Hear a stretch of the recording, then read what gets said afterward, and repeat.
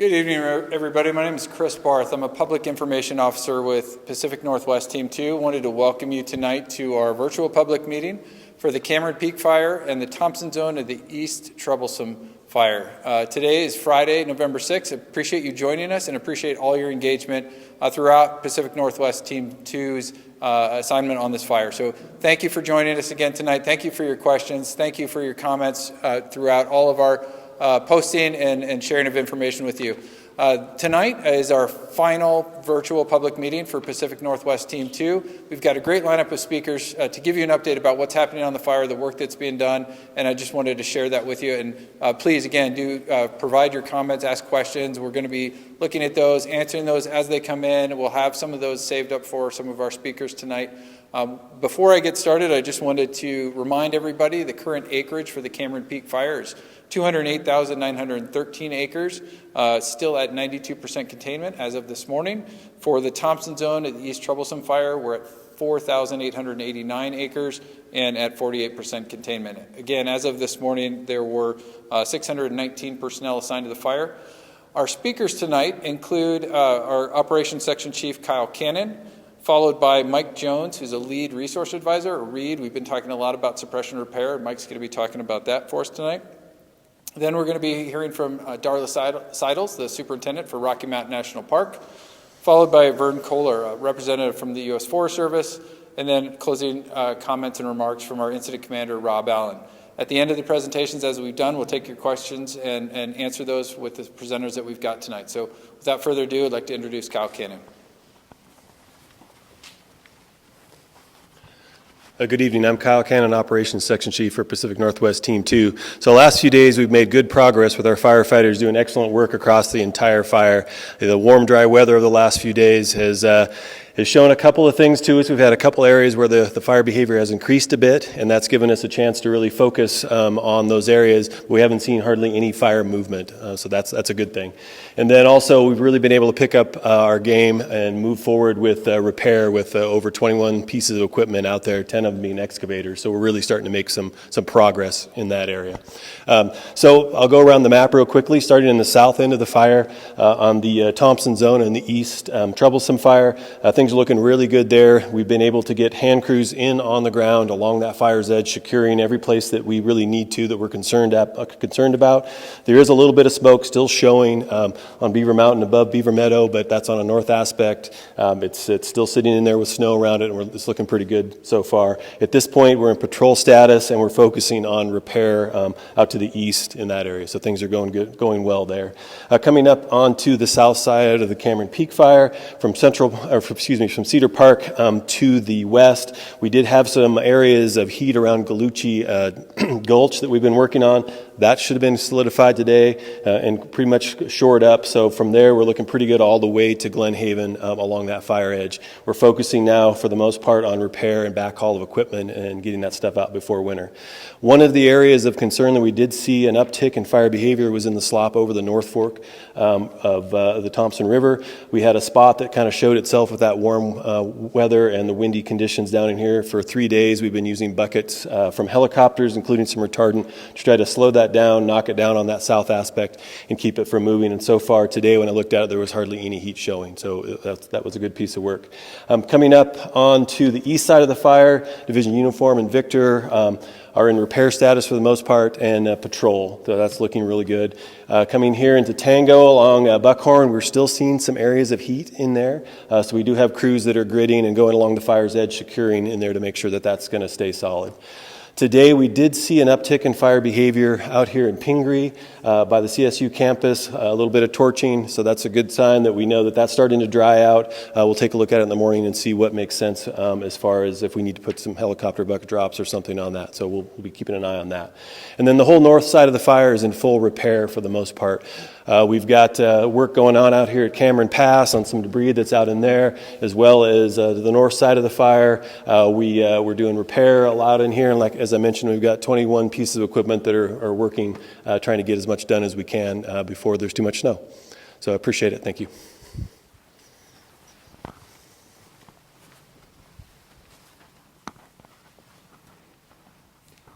Good evening. My name is Mike Jones, and I'm the lead resource advisor here on the fire. And as Cal was talking about tonight, we're doing a lot of suppression repair out there. So as resource advisors, we have about 10 resource advisors on the fire right now with all kinds of different disciplines. We have some timber people out there. We have some fisheries biologists. We have some recreation staff. We have some cultural heritage individuals, and by having all that staff together, we're able to work on the different resources and making sure that we're repairing this fire as we're coming back through it. We have about 110 miles of dozer line out on this fire right now, and in order to repair that stuff, what we need to do is we need to come back with either equipment, and a lot of the equipment that we're using is excavators. As Kyle said, we have about 20 pieces of equipment out there, and we still have more equipment coming. So we're using excavators to go in and clean up behind where the dozer lines were. What they're doing is decompacting those soils and making sure that we have good drainage. We also have hand crews out there that are working on the hand lines as well. One of the other kind of neat things that we're doing is, up in this country right here in Division Delta, we cut a bunch of trees to make some fuel breaks up there, and what we're doing is doing some salvage timber up there. So what they're doing is they cut and laid that stuff on the side of the road or out of the way, so it wasn't going to catch on fire as we were going along. But now what they're doing is they're going through and they're processing that. So they're cutting the branches off, they're cutting the boards, they're cutting the trees into a length that they can do something with. They're separating them out into the different tree types, or different tree types, and then it's going to go to a salvage sale this winter. So instead of leaving all that on the ground, we're actually going to be able to sell that, which will be able to be used. Some of the other suppression repair we've been talking about is, we're going out and we're fixing fences. So doing a lot of suppression repair out there. Thanks for your time.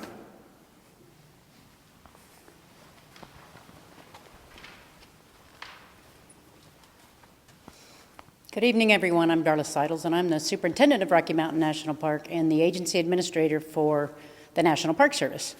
So the update that I wanted to provide tonight is that we're really excited that we're able to start opening parts of the park to the public, and I'll just go over that with you a little bit on the map. So for now, this grand zone of the East Troublesome remains closed. That's got a lot of burned area and black, and about the safety aspects in there, we're leaving that closed. So as far as the Thompson Zone goes, in the proximity from Estes Park, we are opening some areas, and let me just go over those real quick with you. From Estes Park going down Highway 7, we're opening Lily Lake, Longs Peak, and the Wild Basin area, and that will be the roadways, the trails, and the parking lots. And then up here to Jim Lake, Lumpy Ridge, that will be open.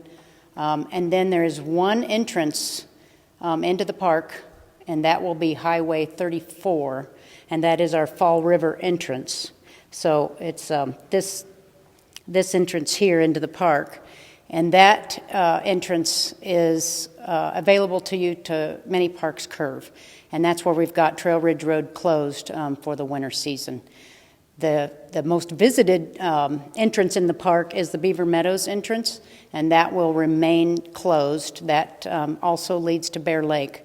So, you all that know Rocky very well, you know that Bear Lake is our most visited area.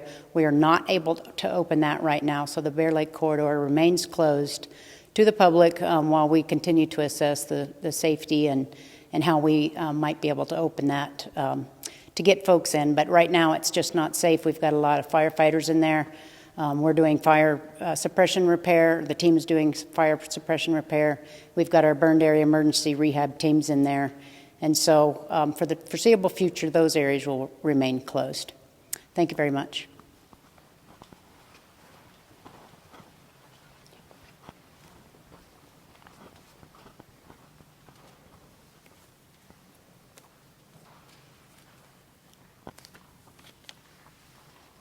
Hi, I'm Vern Kohler. I work for the U.S. Forest Service out of Fort Collins. I work on the Arapahoe and Roosevelt National Forest and Pawnee National Grassland. and I'm here on behalf of the Canyon Lakes District Ranger, Katie Donahue. And the first thing she wanted to express was her appreciation for all the work that the Pacific Northwest Team 2 has done, all that they've accomplished during their 2 weeks here, and that she and the rest of the local Forest Service unit are very much looking forward to working with the incoming team. I want to talk a little bit about, we know we've gotten a lot of questions about the closures. We know that people are anxious to get back into the National Forest, and they want to see us open that back up. We're working with our county commissioners, the county sheriffs, and the incident management teams, excuse me, as well as considering the extended weather forecast when it comes to our closures. We want to be absolutely certain that the weather forecast materializes before we go further to reopen the National Forest. A lot of work goes into implementing the closures, and we want to, we can't easily move back and forth if things change or the weather does something unexpected. As of Sunday, 2 days from now, some portions of the Canyon Lake Ranger District will begin to open. Those areas are north of County Road 80C, the Cherokee Park Road, and the Roach area. We're still working out details, but a map will be available on our website and social media tomorrow, so look for that. Some of the areas that will remain closed include the Storm Mountain area and areas accessible off the Dead Man Road. We've seen a lot of people defying the closure recently, so please respect those closures. They're there for your safety, and we want to give the firefighters who are out there doing the suppression repair enough space to safely operate, so it's going to make it more efficient for them to work if the public is still not in those places. And we're also still very concerned about the potential for new fire starts. Even if someone just has an accident and their car, breaks down and causes a fire, it's still very dry out there, and we want to minimize any new fire starts, those chances. So also, just because a road is open, whether it's a county road or a state highway, that doesn't mean that the National Forest System lands adjacent to those roads are open. And please remember that a fire ban is still in place when you do go out into the places that will be opened. Those are the key points right now. I will be around for some questions later, so thank you.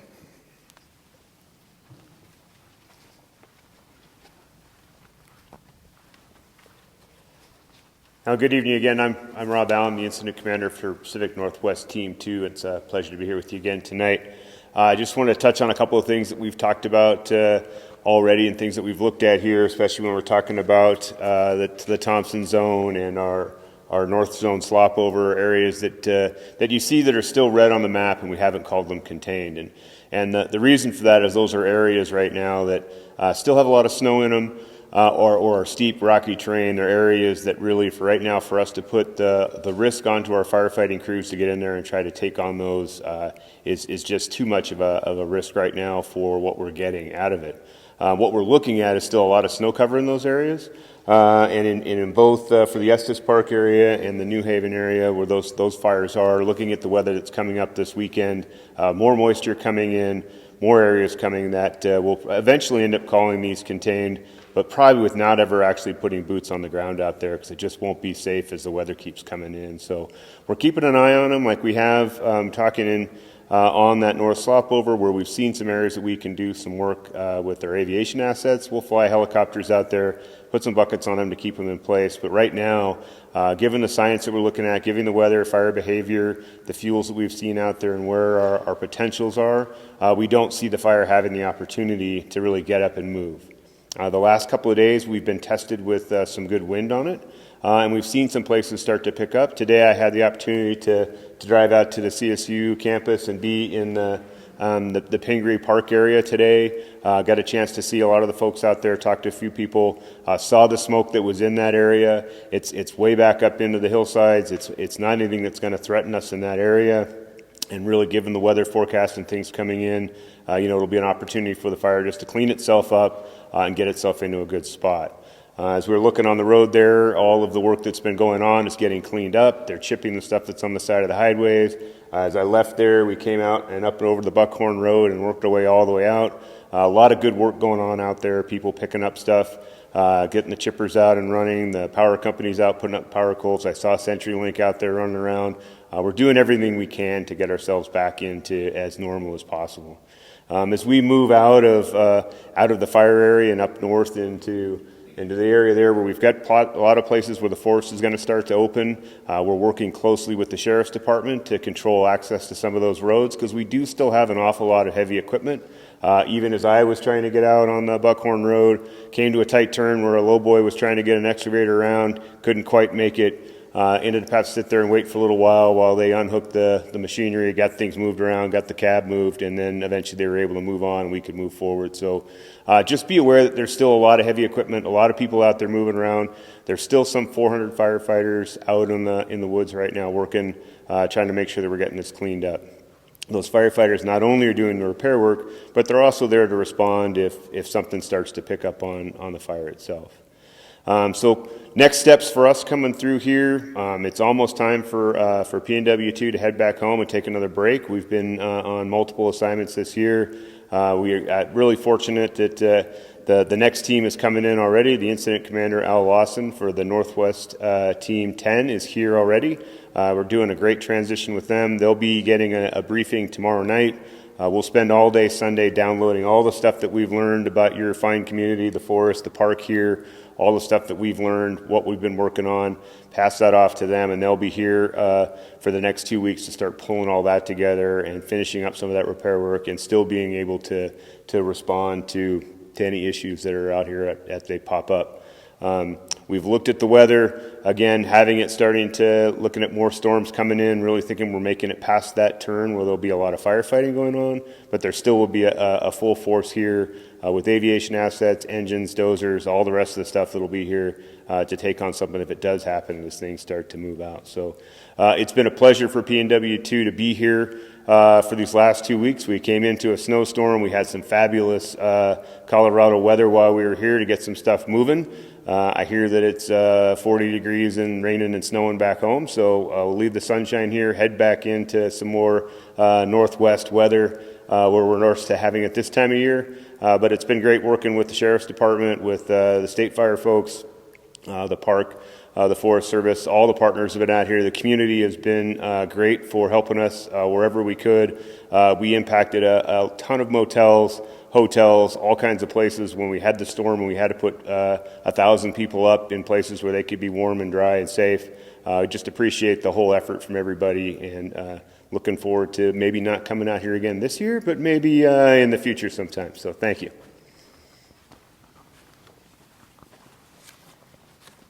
All right.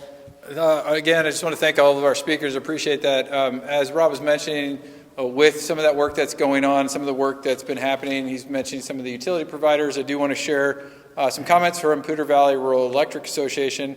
And they are going to be continuing to have crews rebuild infrastructure that suffered damage. They're going to continue to post updates on their website and social media channels as that work gets completed. If you want to learn more about PVREA's response to the Cameron Peak fire, if you have questions, you want to talk to a representative about power line damage, your accounts, etc., you can reach PVREA on their website, again at pvrea.coop, by emailing communications@pvrea.coop, or by calling 1-800-432-1012.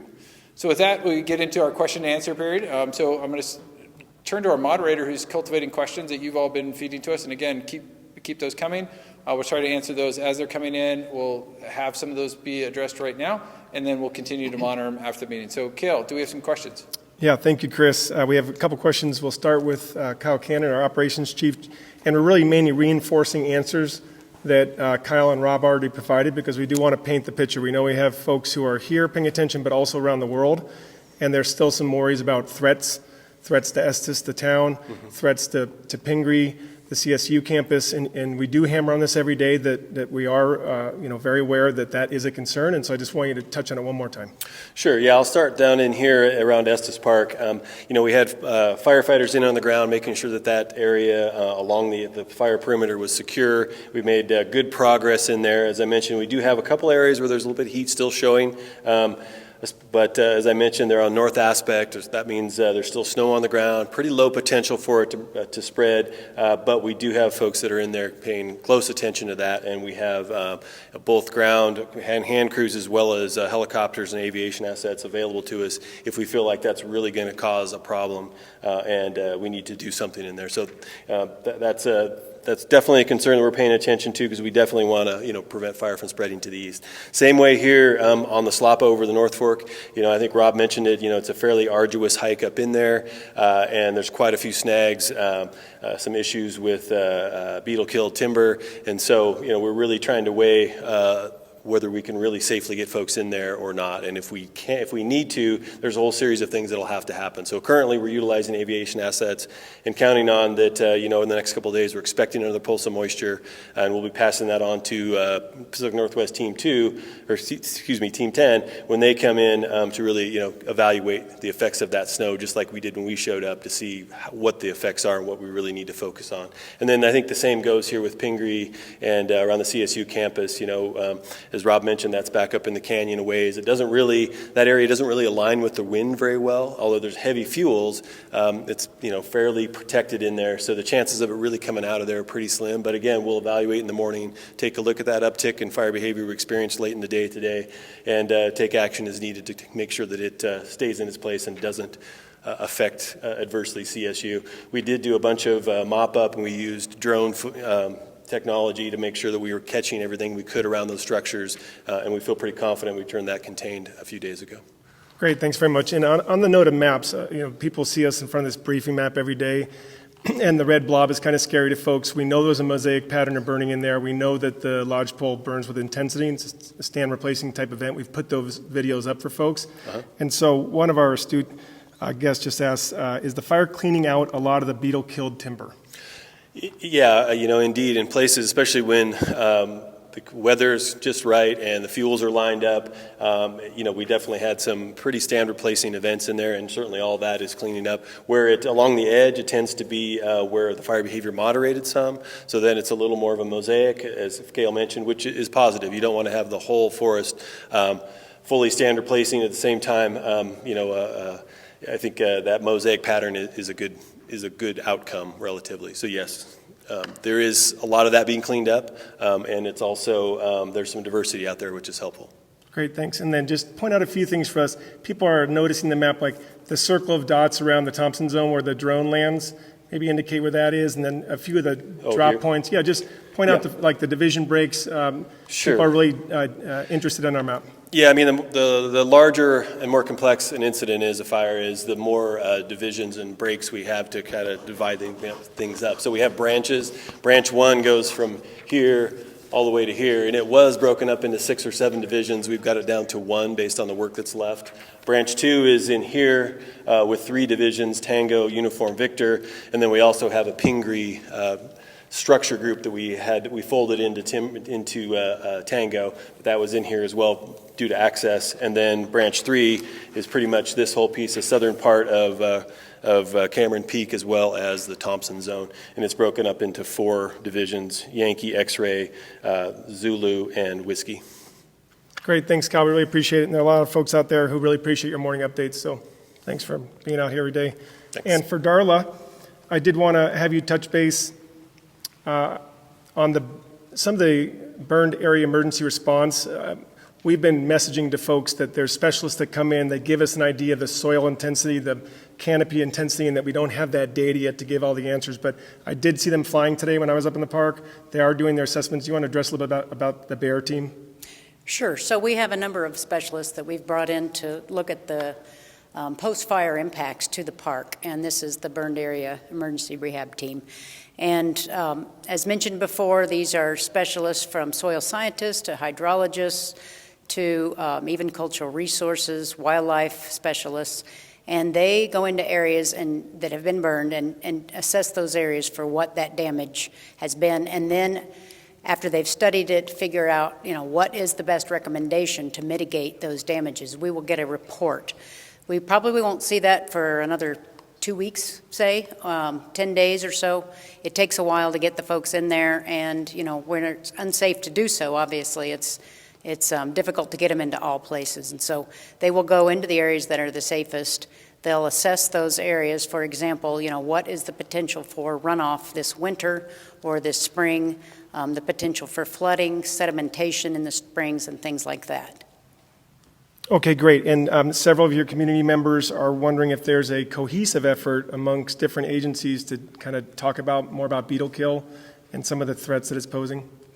Yeah, the beetle kill forest is obviously a huge issue. It is well beyond the boundaries of Rocky Mountain National Park and Arapahoe Roosevelt National Forest. So it's a big issue. And of course, when you've got all of these monoculture of, in many cases, lodgepole that are standing dead snags, you've got a recipe for disaster once you've got, these severe temperatures or high temperatures and drought that we've seen this summer and fall. And so clearly the beetle kill is a much bigger issue than just, what we deal with. But as far as Rocky Mountain National Park goes, we really have been focusing all of our attention and resources along those areas of the wildland-urban interface. And so those are the areas where, public drives, for example, Trail Ridge Road, Bear Lake Road, where people camp, where people park their cars, and the most visited areas. And so we really focus our efforts on ensuring that we're taking care of the beetle kill in those areas so that they're not hazard trees or susceptible to fire. Great, and the park has such a big following around the world, and folks want to know how they can contribute. And we know that we've asked them to please beware of firefighters in the area and slow down and don't try to enter the park and let them do their work and be patient. How else can folks help? Well, y'all have been doing a great job just by being involved and engaged and asking questions. And I think as, the community becomes more educated about fire and how we can understand its impacts, and with changing climates and the recognition that this is going to be a issue for us for many years to come.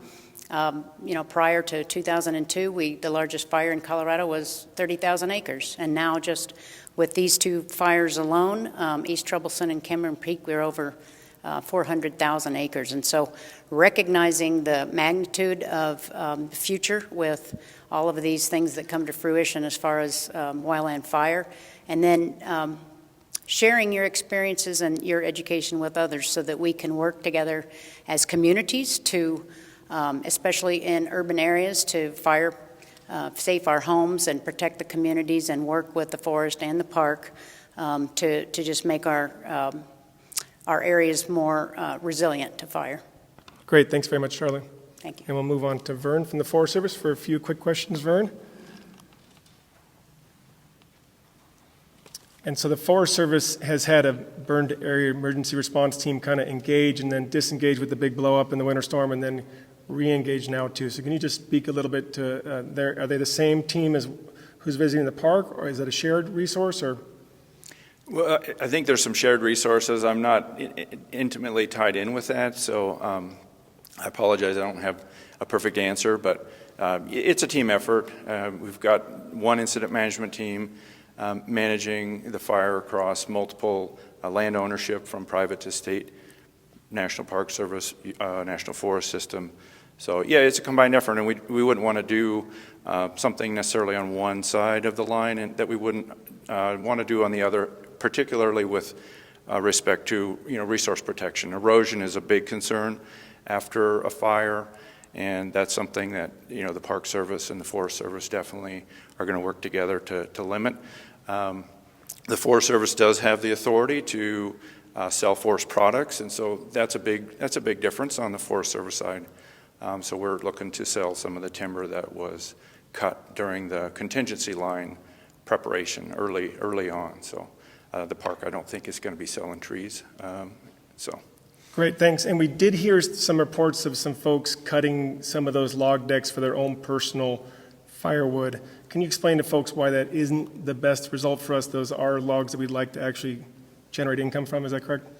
Yes, now there's no doubt that I think some of the wood will be available for firewood, but give us a chance to get all the salvage and forest product sales completed first, and any firewood that's available or any of that wood that's available, we'll let you know where you can go get it, with your firewood permit, of course. Okay, great. So just folks, if you're at home, wait until we let you know where the free public wood is, because the wood that's out there right now is government property. Okay, great. Thanks, Vern. And we'll close out with our Ensign Commander, Rob Allen. And Rob, if you could just give us a quick update on the long-term analysis for repair and that type of topic. Okay, one of the things that we did when we got in here, as we had some time with the storm, is try to figure out what the differences are between now and some of the other events that have happened. We know that the community is very aware that we had a bunch of snow on this fire in September, and then that all melted off, and then the fire did a lot of this after September. We also know that back in 2012, there was an event where a late season fire took off and came rolling towards Estes Park. So we worked with the regional fire planner and a couple of regional long-term analysis individuals to put together some information to kind of see where the differences were between now and then. And I talked about this with the folks up at Pangry Park today a little bit as we were moving around, and the difference really between us and September is that instead of having it going right back up to 70, 80 degrees, 90 degrees, and melting off really quickly, and what we use is a term called our energy release component that lets us know kind of how flammable the fuel is out there, right? And if it starts out at a low number, it's not very flammable like it is right now, and embers can land on it and it won't start till we get up to a number closer to 100%, and that's when everything's available to burn. And we're not at that part now, but in September, it went straight from being covered in snow to being back up close to that 100% where everything was available. And we're not seeing that right now. That's the difference here, is that we've had the storm, the temperature stayed cool, it melted off slowly, there's still a lot of moisture in the ground. When I was driving around today, there's still lots of roads with puddles on them. Yes, there's roads where you get some dust coming up, but there's still a lot of puddles, there's still a lot, the grass is still holding moisture. We're not there. So we looked at what those numbers might be, so then we went back to 2012 to look at what that looked like, and when we go back 20 years of weather data, there's been 3 times in 20 years that you'll have a late or an early November storm followed by a long period of no moisture going into December. And in 2012, that was 35 days. There was a storm that came in late October, early November, and then it didn't rain until they didn't get more moisture until the middle of December. So there's 3 times that's happened, so it's rare. That means it doesn't happen often. And we're not seeing that pattern starting right now. We know we're going to get moisture this weekend of some sort. We're looking at rain possibly tomorrow and Wednesday, and then snow on Monday, or Saturday, Sunday, Monday. And that'll set those numbers back again. So as our energy release component number has been coming up over the last couple of days with this nice warm weather and the wind, we're able to see where some of the smokes are, address those issues. But we're feeling confident that as the next moisture comes in, that's going to set those numbers back down again. So we've left the forest and the park and Al's team coming in with some of those numbers that we've looked at from the science, that if we get those energy numbers starting to come up, we get a lot of days in a row with no moisture, and you see a wind event, then there's some time to start taking some concern, and you might want to ramp up what we have here. But we're looking at right now, the scientists, folks that are looking at trying to put a little science into what we're also feeling as our fire folks out there, like a 10% chance of all those things coming into alignment just with the later year, the shorter days, and the moisture cycle that's coming up. So just wanted to kind of share a little bit of what we did as part of our long-term analyst on this as we put some of our science into this. As we move forward, forestry is a slow science, is a slow art. Fire is a fast science, and we have to pick up things really quickly. So that's what we've looked at here to try to figure out where we're in good shape. So when Kyle talks about the risk to our firefighters or our aviators going out into a spot like the Slopover, we know that Mother Nature, that nature is going to help take care of some of that for us. And we're going to allow that to happen while we keep an eye on it. So we're keeping our folks safe and keeping the community safe. And that's just what I wanted to end with that tonight, and thank you again. All right, thank you, everybody. I appreciate everybody staying engaged throughout the virtual public meeting tonight and really throughout this very long duration fire that you've been engaged, and want to make sure that we're providing information for you. On that point, I want to assure you we've talked a little bit about transitions tonight. I will still be providing information about both Cameron Peak and the Thompson Zone East Troublesome Fire. You can find all that information on INCIWeb. You can continue to find information on Facebook. There's great videos and content also on YouTube. Sending information out through emails and getting that stuff out on the radio and television as much as we can. So we want to make sure that you know that we continue to provide information and updates as conditions change, and we greatly appreciate all your support, all of your comments, all your feedback, and thank you for joining us tonight.